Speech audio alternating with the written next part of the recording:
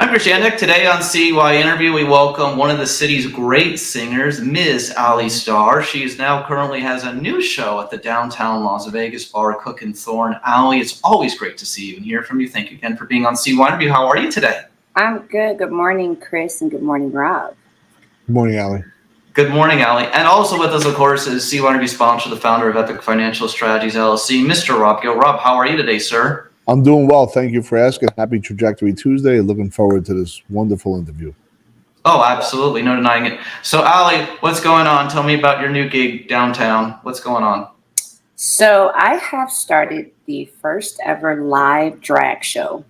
Now, what makes it different from any other drag show is that the drag queens are performing, of course, but they're actually performing to me singing live, and the band is playing. So the question of what it comes down to is that when is this gig? When can people see it? What can people expect going to it? So it's every Wednesday at Cork and Thorn, which is downtown Las Vegas in the Arts District. It is from 8 p.m. to 10 p.m. and it's a $10 cover, but it includes your very first drink. Absolutely great. So, moving forward on that, as someone who has played throughout the city in different venues and different areas, tell me about what the feel is like performing in downtown in the Arts District as compared to maybe performing on the Strip or a venue in Henderson, for example. Performing downtown means so much more to me because honestly, that's where all my locals come. It's a place where locals feel comfortable. It's not overly expensive. Parking is much more attainable, especially with pricing, of course. And it just gives a different vibe than the Strip. It's a little bit more authentic to me. Okay, so just to fill you in, Alli, Rob is a big music guy. He's a big singing guy. I know he's going to have a couple of questions for you. Rob, the floor is yours. Well, listen, I like to listen to music. I'm not going to necessarily sing music, but how old were you when you first started to sing? Like, where did it all start for you? I was 4 years old, Yep. and it started in church. I had my very first solo in church. Wow. Where are you from? I'm from East Chicago, Indiana. Okay, so like East Chicago, Indiana. Is that like near Gary, Indiana, or Yes, actually, it's 10 minutes outside of Gary. Okay, and you started singing when you were 4 years old, and was it something that it was a gravitational pull from that point on? Like what happened in those early years, from like age 4 to 10? Well, I've always been connected to music through church. I did a lot of school performances. I won a talent show. I joined school choir. But honestly, singing was not something that I wanted to pursue long term, actually. It was something that I stumbled into, and now 20 years later, I'm still at it. Okay. And did you stumble in high school or like college? Like, how did that happen? So right out of high school, I was on my way to mortuary school. Wow. And a friend of mine was playing in a band, and he told me to come to his rehearsal, and I did. And the lead singer of that band asked me, could I sing? And I said, yeah. And so I started singing, and she was like, I want to take you on the road. And once that music bug got a hold of me, I didn't go back to school. Wow. And from that point on, you've just been performing and just like elevating your game. And then you wound up in Vegas.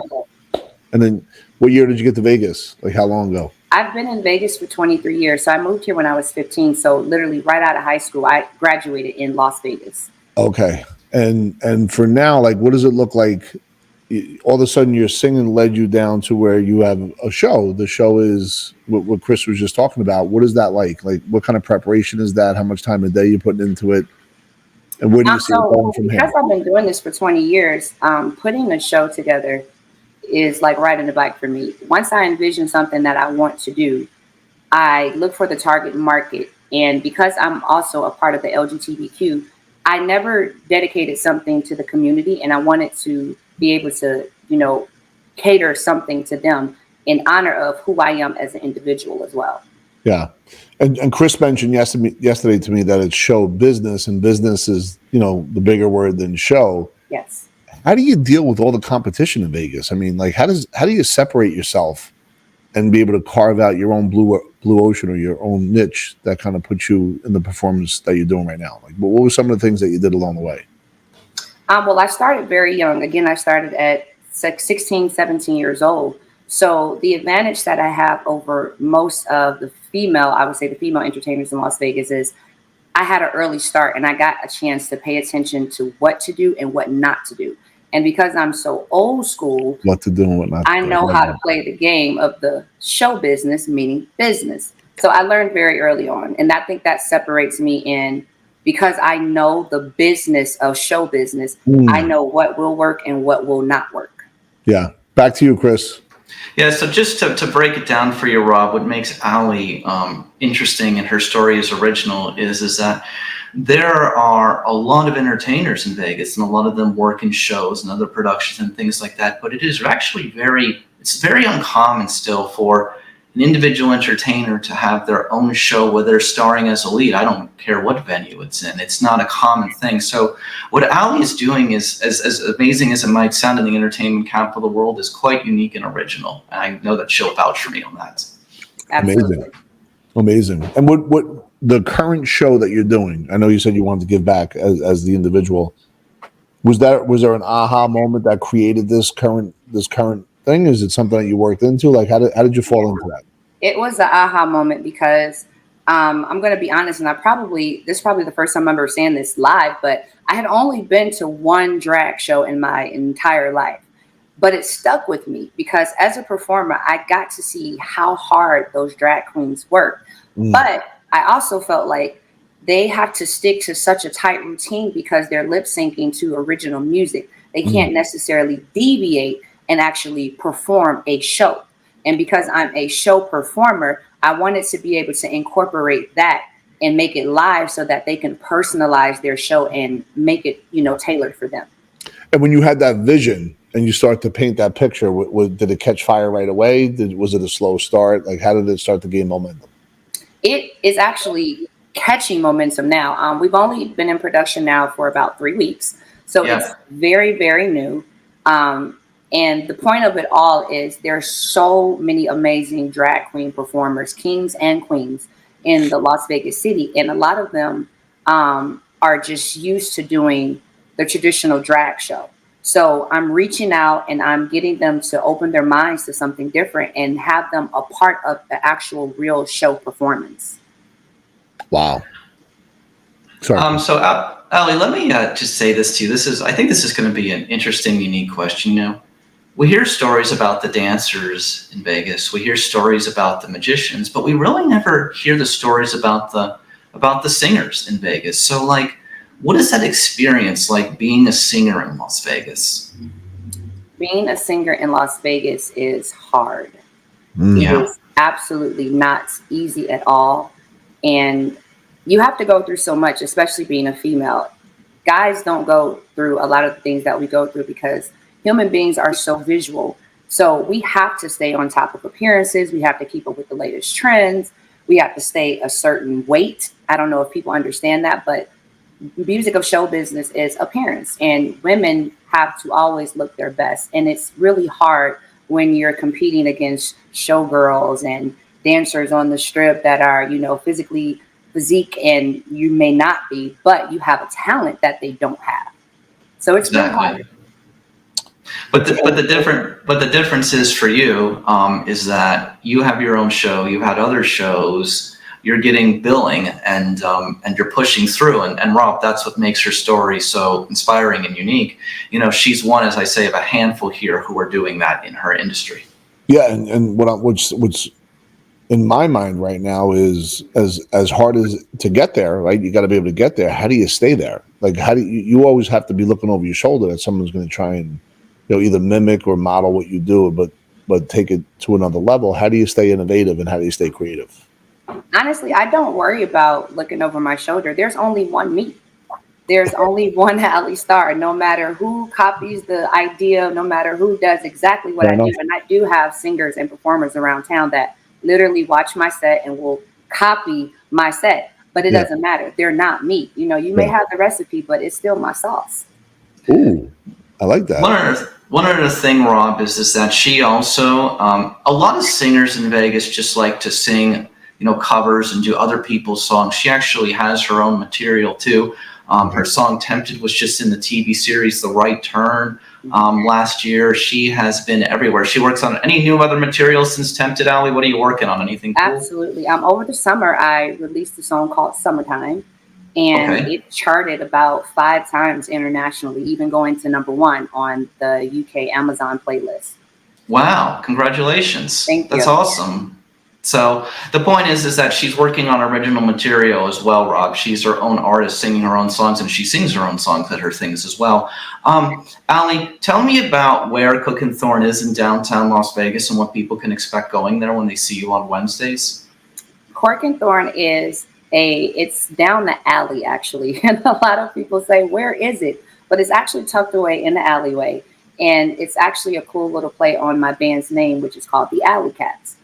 So when Yes. you go to Cork and Thorn, it's very dark and mystical. But when you enter the doors, it's really, really sexy. It's a wine bar. It has hookah. It has food. It's a play on flowers because that's where you get the thorn from Cork and Thorn. And it's just really a sexy vibe, unlike any other wine bar that I've ever experienced. How's your social media presence as far as like, does it drive traffic and does that create an urgency for you as well? I'd like to learn about that. Social media is an everyday, all day, ongoing thing. If you have a social media page and you have a business, you know that you have to be on social media all day because, for one, the algorithms change all the time. So you never know when people's actually seeing your post. So you have to repost things all day long. And sometimes it's a lot when you have multiple events going on where you're trying to post them all, but only some of them are being visually seen because of how the algorithm works. So it's really a tricky game, but you just got to kind of stick at it. How do you know if people are seeing stuff or not? Do you have a team that does it? Do you do it by yourself? Like, how are you able to measure that? Both. I have a team, and I'm nosy. I like to be hands-on in my business. So I do go and I look at my insights to see how much my stuff was trending that day versus the next day, what time of the day was better versus, so it takes a lot. Is there a certain platform that you prefer? Honestly, so for me, I always tell people that my Instagram is vastly different than my Facebook. My Facebook is more catered to my local crowd and like my family and personal friends versus my Instagram is more catered to my fans that are international because I am an international recording artist. Amazing. What about TikTok? I'm sad to say that I'm not on TikTok. I do have a profile, but I'm not on TikTok. It's just so much between Facebook and Instagram and Twitter or X, whatever it's called. Well, are you on Twitter? I am. Okay. And how's Twitter? How does that work? Twitter is probably the least of my social media presence. Me too. Yeah.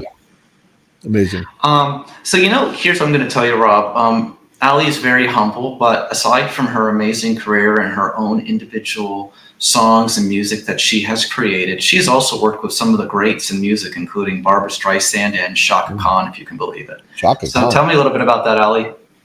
So my experience with Barbra Streisand, I was part of a choir called Desert Angels. Shout out to Michelle Johnson. And we got the opportunity to back up Barbra Streisand and El Divo at the MGM Grand Garden Arena. And that was an experience that I probably will carry with me until I die because it's Barbra Streisand for one. And just to be able to learn from that magnitude, because it wasn't like it was an easy song. It wasn't oohs and ahs. It was really intricate.